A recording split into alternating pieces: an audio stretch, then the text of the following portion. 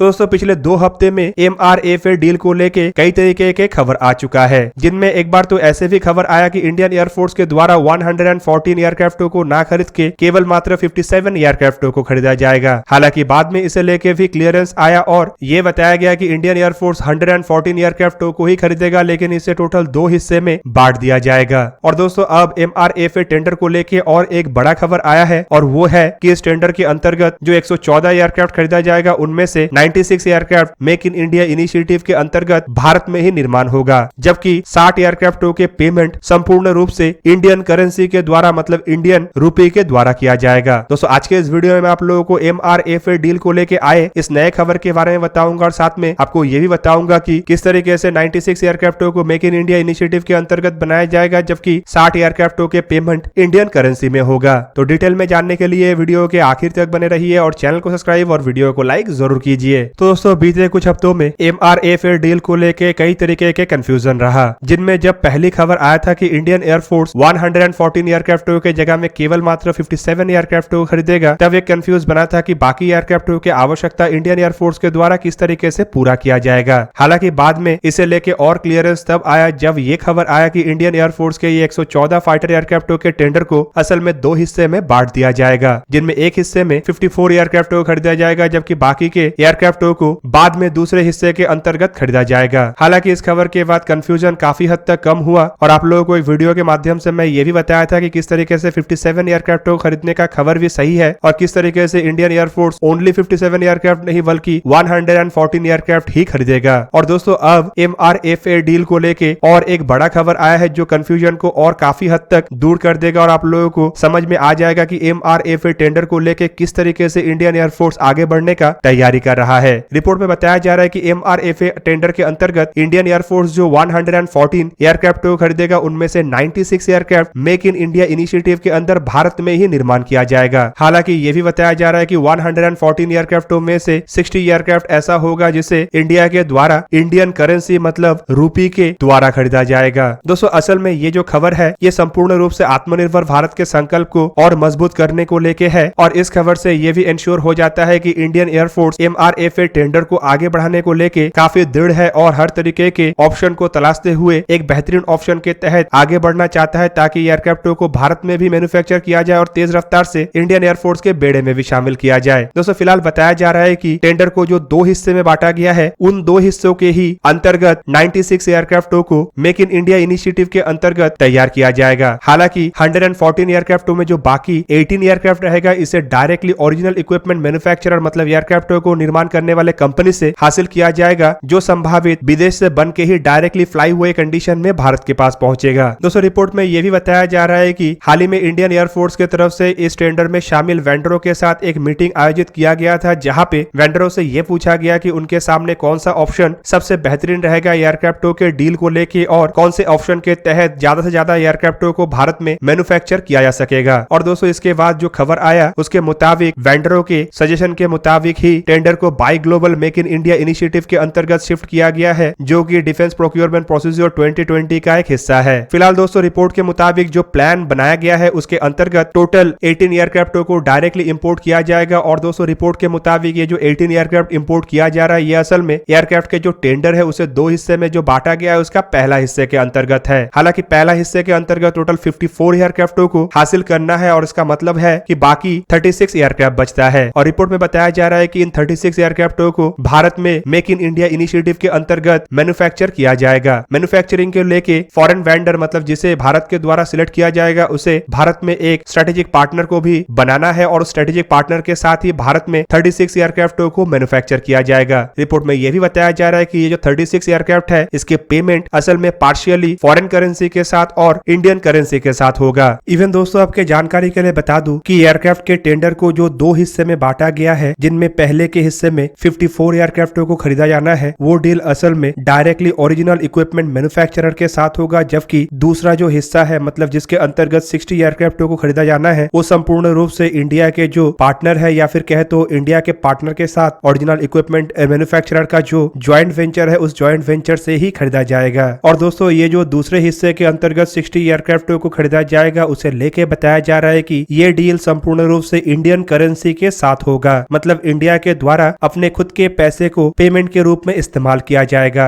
और दोस्तों ये इंडियन करेंसी के साथ पेमेंट ये भी इंश्योर करेगा कि जो वेंडर है वो एयरक्राफ्टों के मैन्युफैक्चरिंग में 60% से भी अधिक इंडिजिनियस कंटेनरों का इस्तेमाल कर सके। दोस्तों आपके जानकारी के लिए ये भी बता दूं कि इंडियन एयरफोर्स के तरफ से हाल ही के खतरे को देखते हुए अब MRFA टेंडर के ऊपर काफी अधिक फोकस लाया गया है और इस टेंडर को इंडियन एयरफोर्स जल्द से जल्द पूरा करना चाहता है। और शायद इसी कारण से टेंडर को by global make in India initiative के अंतर्गत आगे बढ़ाया जा रहा है, ताकि ये जो एयरक्राफ्ट है ये डील के कुछ ही समय के बाद से ही मिलना शुरू हो जाए। 18 एयरक्राफ्ट जो डायरेक्टली परचेस किया जा रहा है उसे हासिल करते करते इंडिया में एयरक्राफ्टों को मैन्युफैक्चर करने वाले बेसेस भी निर्माण हो जाए। और दोस्तों इसके साथ साथ आप लोगों को यह भी जानना चाहिए कि फिलहाल इंडियन एयरफोर्स के सामने इस टेंडर के अंतर्गत कई सारे ऑप्शन हैं। इंडिया को दुनिया के बड़े बड़े कंपनियों के द्वारा अपने बेहतरीन से बेहतरीन एयरक्राफ्टों का ऑफर किया गया है, जिनमें अमेरिका सबसे आगे है। रिपोर्ट के मुताबिक अमेरिका के द्वारा टोटल 2 कंपनी ने 3 एयरक्राफ्टों का ऑफर किया है, जिनमें बोइंग के द्वारा अपने twin engine medium weight category के FA-18 सुपर हॉर्नेट ब्लॉक 3 एयरक्राफ्टों का ऑफर के साथ साथ अपने ट्विन इंजन हैवी वेट के F-15EX फाइटर एयरक्राफ्ट का भी ऑफर किया गया है। वहीं पे इस टेंडर में अमेरिका का दूसरा कंपनी है लॉकहीड मार्टिन, जिसने अपने single engine medium wait F-16 एयरक्राफ्टों के बेस पे भारत को F-21 एयरक्राफ्टों का ऑफर किया है। और लॉकहीड मार्टिन का कहना यह है कि F-21 एयरक्राफ्ट असल में F-16 से संपूर्ण अलग है। और लॉकहीड मार्टिन का यह भी दावा है कि अगर भारत इन एयरक्राफ्टों को खरीदता है तो ये केवल मात्र भारत के लिए ही निर्माण होगा। रशिया के तरफ से अपने 2 कंपनियों के द्वारा 2 एयरक्राफ्टों का ऑफर किया गया है। मिकोयान कॉर्पोरेशन के 2 इंजन वाले मीडियम वेट कैटेगरी के MiG-35 एयरक्राफ्ट और सुखोई कॉर्पोरेशन के तरफ से निर्माण किया हुआ 2 इंजन वाले हैवी वेट कैटेगरी के सुखोई 35 एयरक्राफ्ट शामिल है। दोस्तों इसके अलावा इस टेंडर में यूरोपियन कंसोर्शियम के तरफ से निर्माण किया हुआ 2 इंजन के मीडियम कैटेगरी के यूरोफाइटर टाइफून, फ्रांस के डैसॉल एविएशन के तरफ से निर्माण किया हुआ 2 इंजन के मीडियम कैटेगरी के राफेल और स्वीडन के साफ ग्रुप के तरफ से निर्माण किया हुआ सिंगल इंजन वाले लाइट कैटेगरी के JS-39 ग्राइफिन ई एयरक्राफ्ट शामिल है। और दोस्तों इनमें से किसी एक कंपनी को भारत के द्वारा चुना जाएगा और उसके बाद उस कंपनी के द्वारा भारत के किसी एक कंपनी को चुनते हुए भारत के अंदर एयरक्राफ्टों को मैन्युफैक्चर करने के लिए ज्वाइंट वेंचर को बनाना होगा। दोस्तों यहाँ पे आपके जानकारी के लिए बता दूं कि भारत फिलहाल एयरक्राफ्टों को हासिल करने के लिए इसलिए भी तत्पर है क्योंकि ये इंडियन एयरफोर्स के मॉडर्नाइजेशन के लिए काफी आवश्यक है। और 2 फ्रंट लड़ाई को देखते हुए भारत को तेज रफ्तार से अपने एयरफोर्स के बेड़े को मॉडर्नाइज करना भी पड़ेगा। हालांकि मॉडर्नाइजेशन को लेकर हाल ही में कुछ स्टेप उठाया गया है, जिनमें 36 राफेल एयरक्राफ्टों को खरीदा गया है, जो बेसिकली इमरजेंसी बेसिस पे ही खरीदा गया था। लेकिन ये 36 एयरक्राफ्ट इंडियन एयरफोर्स के सभी आवश्यकताओं को पूरा करने के लिए काफी नहीं है। दूसरी तरफ इंडिजिनाइजेशन को आगे बढ़ाते हुए 83 तेजस मार्क 1A एयरक्राफ्टों को खरीदा गया है। पर दोस्तों ये एयरक्राफ्ट इंडियन एयरफोर्स के मिक्स सीरीज के एयरक्राफ्टों को रिप्लेस करेगा। मतलब इन एयरक्राफ्टों के सहारे इंडियन एयरफोर्स के जो 42 स्क्वाड्रन का सपना है उसे पूरा किया नहीं जा सकता। हालांकि इसके अलावा AMCA जैसे 2 इंजन मीडियम कैटेगरी के स्टेल्थ 5th जनरेशन के फाइटर एयरक्राफ्ट का भी डेवलपमेंट किया जा रहा है, लेकिन इस डेवलपमेंट के लिए हमें थोड़ा और इंतजार करना पड़ेगा। शायद इस दशक के अंत तक ये एयरक्राफ्ट तैयार होकर इंडियन एयरफोर्स के बेड़े में शामिल होना शुरू हो जाए। लेकिन दोस्तों ये एयरक्राफ्ट आने से पहले गैप को पूरा करने के लिए MRFA टेंडर अति आवश्यक है। हालांकि तेजस एयरक्राफ्ट के बेस पे मीडियम कैटेगरी के तेजस मार्क 2 एयरक्राफ्टों को भी तैयार किया जा रहा है। पर दोस्तों ये जो एयरक्राफ्ट है इसके पास अन्य जिम्मेदारी होगा, जैसे कि इंडियन एयरफोर्स के बेड़े के कुछ अन्य एयरक्राफ्ट जैसे जैगुआर, मिराज 2000, MiG-29 जैसे एयरक्राफ्टों को रिप्लेस करना। मतलब अगर भारत को 42 स्क्वाड्रन के सपने को तेज रफ्तार से पूरा करना है तो ये 114 फाइटर एयरक्राफ्टों के टेंडर काफी क्रूशियल है और इसे जल्द से जल्द पूरा करना होगा। तो दोस्तों ये था आज का वीडियो। अगर आपको वीडियो अच्छा लगा तो लाइक कीजिए और मेरे चैनल को सब्सक्राइब कीजिए और साथ में बना हुआ बेल आइकन को भी प्रेस कर दीजिए ताकि आप मेरा वीडियो देख पाए सबसे पहले। जय हिंद।